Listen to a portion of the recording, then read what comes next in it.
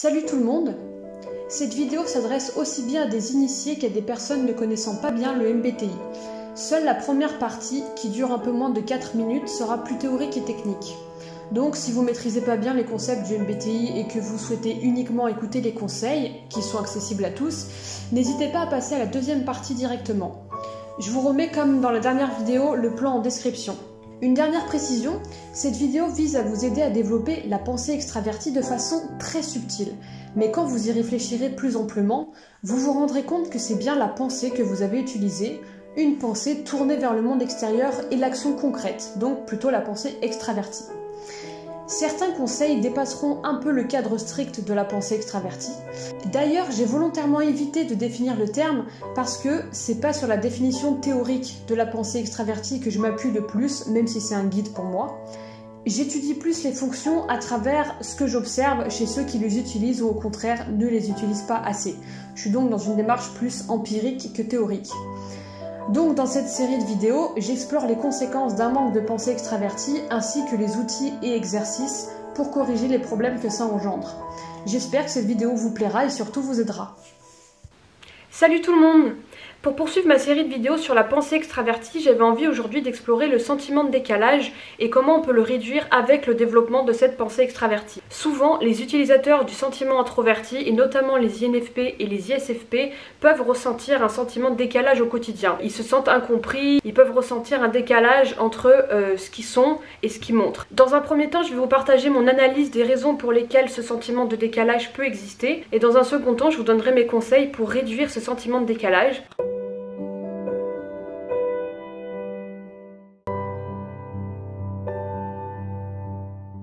La première raison que j'ai identifiée, c'est un sentiment introverti surdéveloppé. Le sentiment introverti, c'est la fonction du MBTI qui va nous pousser à explorer nos propres émotions. On va être vraiment très au fait de ce qu'on ressent, de qui on est, de ce qu'on aime. Et en fait, passer autant de temps à essayer d'explorer notre monde intérieur, ça nous conduit à percevoir de plus en plus finement nos propres émotions et à les rendre de plus en plus individuelles. Quand on n'a pas conscience des nuances de nos propres ressentis, on va par exemple dire « je suis triste, je suis en colère ». Or, toutes les autres personnes qu'on connaît ressentent aussi de la tristesse et de la colère. Donc on ne va pas se sentir différent puisque les émotions qu'on va ressentir, la tristesse, la colère, sont aussi ressenties par les autres. Mais quand on perçoit nos émotions avec beaucoup plus de finesse, on ne va pas percevoir de la tristesse ou de la colère ou de la joie, on va percevoir une certaine forme de tristesse qui se manifeste de telle ou telle manière, qui a telle ou telle subtilité. On va ressentir des émotions extrêmement spécifiques, très individuelles et très propres à nous. Les émotions qu'on ressent, il n'y a que nous qui les ressentons de cette manière. Et en fait, c'est pas qu'on est plus différent ou plus atypique des autres, c'est qu'on a plus conscience de l'individualité de nos ressentis. Un autre élément qui va conduire à ce sentiment de décalage, c'est le fait que le sentiment introverti est une fonction qui n'est pas dissible. Et donc, quand on n'arrive pas à nommer quelque chose, on ne peut pas le communiquer à quelqu'un d'autre. Autre raison tout aussi importante, je ne sais pas si vous avez déjà remarqué, mais quand on est utilisateur du sentiment introverti en fonction dominante, c'est toujours associé à une perception extravertie. Ça veut dire que concrètement, on va percevoir beaucoup de choses de l'extérieur et ces éléments qu'on va percevoir vont nourrir notre monde intérieur. Et ce sera autant de perspectives qu'on aura pour nous comprendre et pour nous analyser. Et puisqu'on a tous des perceptions différentes, puisqu'on focalise tous notre attention sur des informations différentes, ça va créer une vision de nous-mêmes qui sera complètement unique et nourrie de tout ce qu'on aura perçu de l'extérieur. Ça conduit donc à renforcer le sentiment d'individualité, mais le problème aussi que ça pose, c'est qu'on va avoir trop d'informations sur nous-mêmes à traiter. On va accumuler beaucoup d'émotions, beaucoup de perceptions sur nous-mêmes et on va avoir du mal à les ranger. Ça veut dire que nos émotions, ça va être le bordel. J'ai eu l'idée d'une métaphore pour expliquer ça. Imaginons que votre chambre soit en bordel. Vous allez arriver dans votre chambre, vous allez avoir un moment de panique et vous allez partir en courant parce qu'il y a beaucoup trop de choses à ranger, vous retrouvez plus aucune de vos affaires, vous retrouvez plus rien.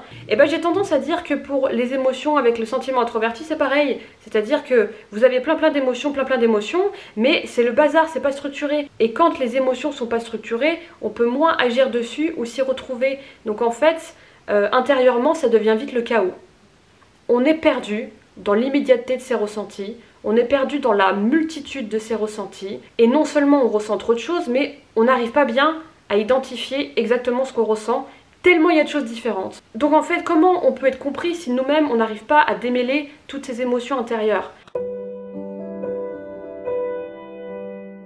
Les astuces que je vais vous proposer viseront toutes à apprendre à extérioriser qui vous êtes. Le but en fait, ça va être de dresser un pont entre votre monde intérieur et le monde extérieur. Faire en sorte que votre personnalité, votre monde intérieur, vos émotions puissent se traduire d'une manière qui soit compréhensible pour les autres, visible et claire.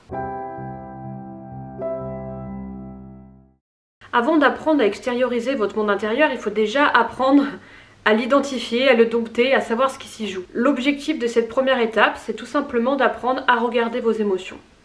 Donc, dans les situations où vous allez ressentir différentes émotions, observez-vous, tout simplement. On n'en est pas encore au stade de la pensée, mais c'est malgré tout une première étape vers la prise de recul, qui est nécessaire ensuite pour intégrer de la pensée dans toutes ces émotions. Posez un pas en dehors de vous-même, dites-vous seulement, voilà, je suis en train de ressentir ça ou ça. Le but, c'est vraiment d'isoler l'émotion. Parfois, on peut être trop dans les émotions. Le fait de vous observer en train de ressentir telle émotion, ça vous permet de rester connecté à l'émotion tout en ayant un peu de recul. Le deuxième intérêt, ça va aussi être d'y voir clair dans ce que vous ressentez. Parfois, on ressent des émotions, on dirait qu'il y a plein d'émotions qui s'entremêlent. La tristesse, mêlée à la joie, mêlée à de la mélancolie, mêlée à de la colère, on ne sait pas trop. Distinguez ce que vous pouvez distinguer et couvrez le plus de situations possible. La deuxième étape va être plus compliquée. Pour reprendre la métaphore de la chambre, on va ranger votre chambre, c'est-à-dire en fait ranger vos émotions. Vous avez l'habitude de ressentir beaucoup d'émotions dans tous les sens, sur le moment. Vous êtes dans l'immédiateté de vos ressentis. Le but maintenant, ça va être de structurer un peu toutes ces émotions pour pouvoir y voir plus clair, comprendre qu'est-ce qui se joue dans vos émotions, comment les émotions s'imbriquent les unes avec les autres, pour ensuite pouvoir agir ou du moins exprimer d'une manière qui soit compréhensible pour les autres. Si vos émotions sont tout en bazar, personne n'y comprendra rien, y compris vous-même. Comment on fait pour ranger sa chambre de manière efficace? Généralement, on a des endroits où on range certaines catégories d'objets. Par exemple, je mets les livres dans la bibliothèque, je mets les vêtements dans le placard, voilà. Plein de catégories comme ça, qui vous permettent d'y voir plus clair et de retrouver plus facilement ce que vous cherchez. Avec les émotions, c'est pareil. Dans la première étape, vous avez identifié un peu ce que vous ressentez. L'idée maintenant, donc, ça va être de dresser des grandes catégories d'émotions. Vous constatez que dans telle et telle situation, vous avez ressenti tel type d'émotion. Ou à l'inverse, identifiez une émotion que vous ressentez de manière récurrente et vous rendez compte de toutes les situations dans lesquelles vous ressentez telle émotion. À quoi ça va servir de faire ça? À y voir plus clair sur les émotions récurrentes, les situations qui les provoquent, comment ensuite reproduire ces émotions, puisque si vous savez comment une émotion vient, vous savez la reproduire un peu plus facilement en reproduisant les conditions dans lesquelles cette émotion s'est manifestée. Je vais essayer de vous donner un exemple pour que ce soit plus clair. Imaginons que vous soyez quelqu'un qui souffre de problèmes de colère. Vous allez donc, quand vous faites votre travail de prise de conscience de vos émotions, identifier les situations où vous vous sentez en colère. À partir de là, vous êtes en mesure d'identifier toutes les causes de ce qui vous met en colère et de réfléchir activement. D'une part, est-ce que je peux éviter ces causes? D'autre part, est-ce qu'il y aurait peut-être moyen de changer ma vision des choses pour que ces choses qui me mettaient en colère avant ne me mettent plus en colère aujourd'hui? On retombe sur la question des valeurs. J'ouvre mon tiroir de la colère, je vois ce que j'ai mis dedans et je peux l'exprimer aux autres plus facilement. Ranger vos émotions, ça va vous aider à faire une synthèse de vos émotions, une synthèse de ce que vous ressentez dans telle ou telle situation. Non seulement ça va vous aider à vous exprimer, mais ça va aussi vous aider à être moins perdu intérieurement. C'est comme un rangement de votre monde intérieur. Le fait de ranger vos émotions systématiquement, soit quand vous les ressentez, soit quand vous y repensez plus tard, ça va vous rendre beaucoup plus serein. Vous allez ressentir ces émotions et vous allez dire voilà, je ressens ça, ça va là, je ressens ça, ça va là. Il n'y aura pas ce flot d'émotions qui vient dans tous les sens et vous êtes au secours, des émotions trop... Voilà, là, c'est plus structuré. J'y vois plus clair, j'ai une vision globale de ce qui se joue en moi. N'hésitez pas, quand vous faites ce travail-là, à écrire. Honnêtement, même si vous passez pour un psychopathe, on s'en fout, c'est pour vous que vous le faites. Écrivez vos émotions, je sais pas moi, dans un tableau Excel si vous avez besoin, dire colère, tristesse, machin, pour vraiment avoir cet aperçu global de qui vous êtes au fond et de ce que vous avez l'habitude de ressentir. Ça vous empêchera pas de ressentir vos émotions, ça va pas dénaturer ce que vous ressentez de les écrire en fait. Moi je considère pas que l'intellect s'oppose aux émotions. Le problème majeur qui nous pousse à nous sentir incompris, c'est de ne pas réussir à dire aux autres ce qu'on ressent. Pour ça, il faut déjà démêler tout ce qu'on ressent, donc c'est ce que vous avez fait dans les étapes 1 et 2, et ensuite être en mesure de trouver des mots pour décrire ces émotions. C'est pas facile, ça vient avec la pratique, tout simplement. Pour tout vous dire, moi pendant longtemps j'ai tenu un blog pendant quelques années où je faisais de l'introspection, donc je décrivais ce que je ressentais dans telle ou telle situation. J'avais l'impression de ressentir des sentiments extrêmement spécifiques que j'arrivais pas à décrire et qui étaient extrêmement frustrants, parce que du coup je pouvais pas les communiquer aux autres. J'ai pris l'habitude d'écrire mes émotions très régulièrement et ça m'a vraiment aidé au fil du temps à trouver des mots, de plus en plus de mots. J'ai considérablement augmenté le nombre de choses que je suis en mesure de formuler et les autres comprennent beaucoup mieux qui je suis et moi j'ai l'impression d'être qui je suis. N'hésitez pas à écrire régulièrement vos émotions. Vous pouvez même en faire une routine. Tous les jours vous décrivez une émotion spécifique que vous avez ressentie ou que vous ressentez. L'étape suivante qui est plus difficile mais qui va être aussi nécessaire pour vous aider, c'est de parler de vos émotions de vive voix avec quelqu'un. Alors si possible, si vous pouvez, prenez quelqu'un qui fonctionne à peu près comme vous. Par exemple, si vous êtes INFP et que vous trouvez un autre INFP qui fonctionne comme vous, c'est parfait. Parce que si vous n'arrivez pas bien à formuler toutes les émotions que vous avez envie de formuler, l'autre INFP, il comprendra quand même ce que vous voulez dire parce qu'a priori il ressent des choses similaires. Entraînez-vous, de vive voix c'est pas facile, je vous jure, c'est très difficile, mais on progresse et à mesure qu'on progresse, on savoure la joie d'être en mesure de parler nos émotions de vive voix et pas juste de devoir s'exprimer par écrit dès qu'on a envie d'exprimer quelque chose de profond à quelqu'un. Parce que ça aussi ça peut être une frustration. Je suis sûre que vous vivez ça aussi. Étape numéro 5. Trouvez-vous un ESTJ à qui parler de vos émotions. Je peux vous assurer que moi, la personne qui m'a le plus aidé à mettre des mots sur mes émotions, c'est un ESTJ. Les ESTJ sont un peu moins portés sur l'analyse de leurs propres émotions ou des émotions des autres. Donc en fait, ils comprendront ce que vous leur dites. Ils vont pas deviner tous vos ressentis si vous n'arrivez pas à mettre des mots dessus. Donc, ils vous aideront à être clair. Étape suivante, essayez d'apprendre à formuler vos émotions d'une manière unique. Vous cherchez à exprimer votre monde intérieur. Vous avez une conscience de vous-même extrêmement fine, une conscience de vos émotions extrêmement fine. Donc, vous ne pourrez pas vous contenter d'exprimer des émotions avec des mots trop généraux. Si vous voulez exprimer qui vous êtes vous et seulement vous-même, il va falloir être le plus précis possible dans votre langage. Si ce que vous dites peut s'appliquer à beaucoup de personnes, c'est que vous n'avez pas été suffisamment précis dans votre manière de dire les choses. Maintenant, j'ai quelques astuces à vous donner pour apprendre à mettre des mots sur vos émotions. Parce que c'est pas toujours facile. C'est même très difficile en fait.